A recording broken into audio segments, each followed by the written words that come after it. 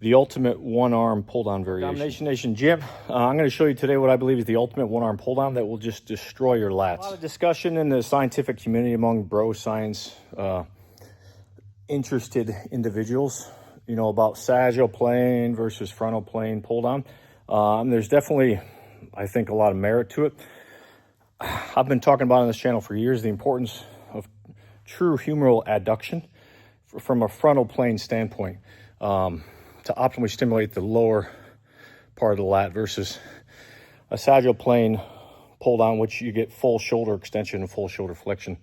So I think it's important to have both in your program, but check this out. This variation will let you hit both at the same time with one movement. Just a quick anatomy review about the lats. All right, so many of you are anatomy buffs like me, love origins and insertions. That's all exercise is applied anatomy and physiology. So you see that the lat is very triangular. Notice how it fans out, and notice the orientation of the fibers. You can see, I want you to appreciate the rotational component around the ribcage into the humerus. It's showing some variation has some insertion into the bottom of the scapula. But notice how it fans out. If we can keep this picture in our mind of the orientation of these fibers when we exercise, it helps tremendously. But in order to truly maximize and activate the majority of the lats, you need to raise that humerus above 90 degrees. It's got to be like 120 degrees. You can see tilting one side to the other actually affects it. You can see kind of the effect with pull-ups and rows. How we're trying to get that humerus up, internally rotated, and maximally flexed. So you can see, look at this internal, I want you to appreciate the internal rotation component. So this is the missing component of a lot of lat movements, internal and external rotation of the humerus. See how that fans out in the frontal plane? You got to account for that rotation. I've done tons of one-arm pull-downs, tons of them. This is by far the best. So you have your torso turned 45 degrees towards the other side. You're reaching, see how I reach? And I'm totally opened up in the frontal plane, and then I rotate and spin around. My contralateral leg and knee is up.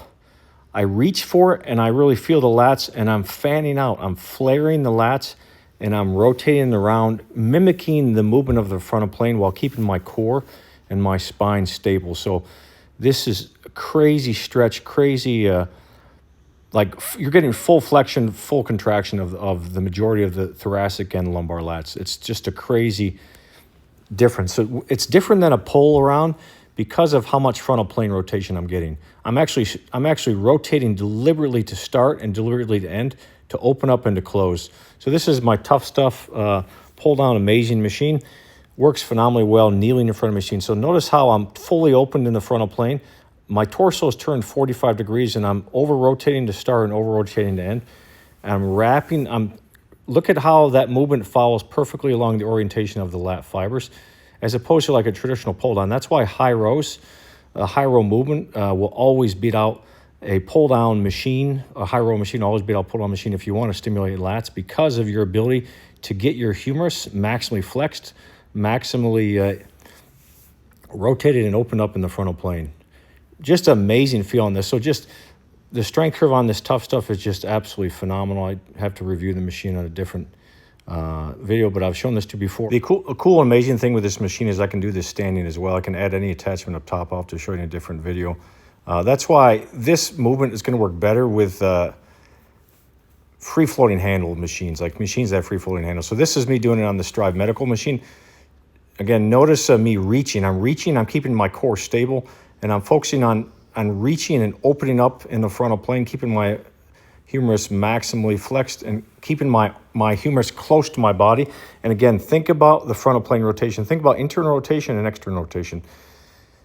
But you see how, like, from that diagram we showed you before, like the lat fibers, they're not straight horizontal, nor are they straight vertical. They're like 45 to 60 degrees, those lat fibers. So notice how the angle of pull, the angle that my body is at, it perfectly mimics and follows the orientation of these fibers, so you're going to get maximum stimulation. I'm telling you, you will grow some wings if you start doing this.